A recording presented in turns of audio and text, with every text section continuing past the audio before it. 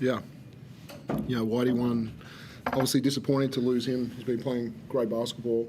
And I think that, it's not like I was ranting and raving at halftime. I thought, they made really tough shots and kind of shots that we were in some ways living with a little bit, and they just kept making them. So, credit to them. Doolittle was tough, one-on-one. Almanza was making shots.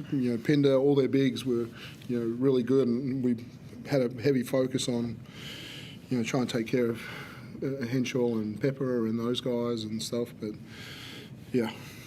once CG got going in that second half, and we played defence too. Hold them to 12 points and 20 points those last two quarters. We locked in at both ends. But you sit back, and I'm a defensive coach, but I tip my hat and just say, wow, that's fantastic.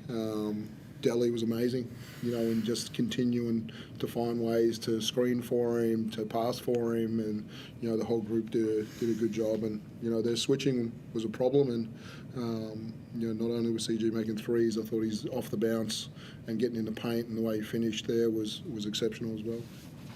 CG, you got hot early a little bit in the first quarter, but coming into that third, how many shots did it take for you to know that something was kind of cooking there? Yeah, I don't know. I missed a couple of. Well, I missed a lot of makeable shots. And early on, I did as well. Forced a couple, so the rhythm wasn't amazing early on. But we focused on, can we get back to being ourselves? And hey, you know what? We got to climb into the ball. We got to defend better. If they want to call us for fouls, well, then we just got to keep playing through and keep going and keep being us. So I thought we committed to doing that. Guys did a great job on Doolittle. He was a problem in the first half. So was Almanza, and we really locked in on those guys. And we were able to get stops and then run, and then the offense just flowed from there. So to answer your question, I don't know how many, but it happened. I was here the day you dropped 50 here, but that 22 in 4 minutes was kind of something special. What does it feel like in that moment? How much fun? Is that the most fun that basketball could be for someone like you? We were down, so it was it wasn't it was just sort of carefree, and we were up big or whatever it was. We were really coming back against a team that were playing really well, and Delhi did a great job. I don't really know what this means, but he said, you must have felt like Bitcoin in a bull market. So credit to him, he orchestrated a lot of our offense and found areas that we could, just keep the thing rolling. But it was interesting because they were playing so well and we were really in a dogfight. Do you guys, did you come into that third quarter as a group kind of believe you could make a run given, they're pretty young at the moment, the guys they're playing, you felt like you had the experience to come back from that and work your way back into the game?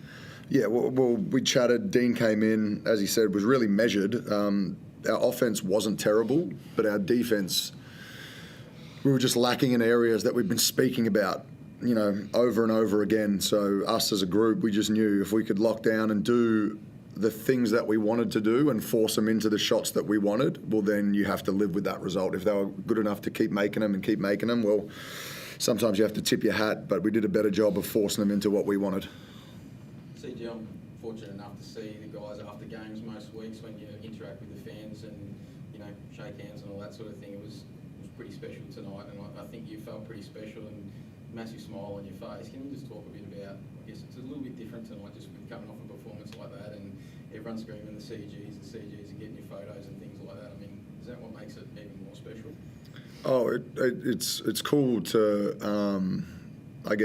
treat the fans to something that they enjoy. They pay their hard-earned money to come out and watch us play, and especially, last time we were here, some of them probably felt like they wasted their money.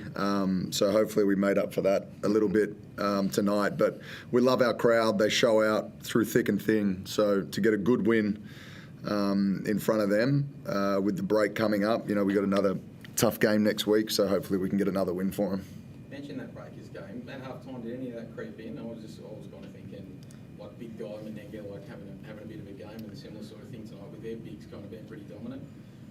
Yeah, for sure. Through that through the second quarter, sometimes that same feeling was, oh God, like they're making everything. But we did a great job through our review with that Breakers game, and we found areas where we just weren't good enough. They were great, but we were really bad as well.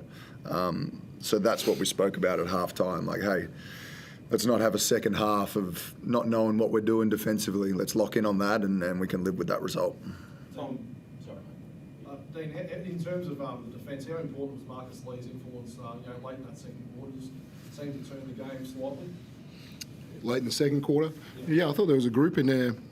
You look at Flynn and Tanner, and they're plus 10 and 14, and then some of those minutes as well. I thought that, that was kind of sitting around 18, 20 or something like that. And I thought, they hit one on the buzzer kind of as well. It was kind of felt like when we walked into half time, it's like, hey, we got back in this thing. It's not 20. So credit to those guys for the little run. I thought Marcus and Robbie, after half time, I thought both of them had a really good impact on the game.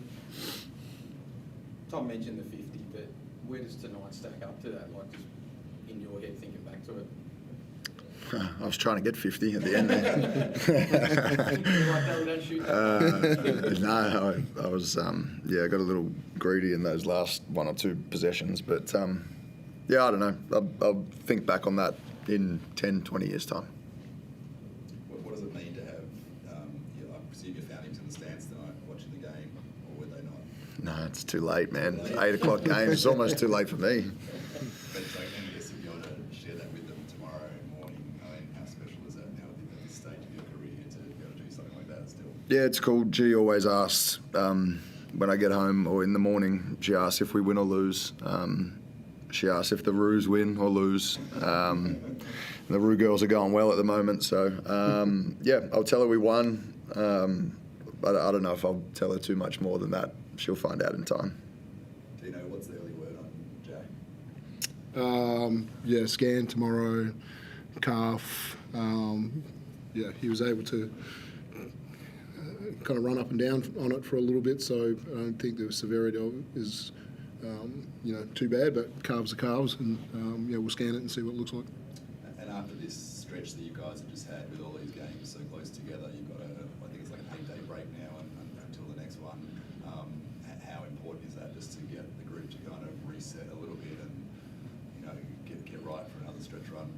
Yeah, these next few days, we know we played 4 in 10 days, and to come out of that 3-1 is a really good effort. And so, Adelaide be disappointed about how they played last time they were here, and we played really well.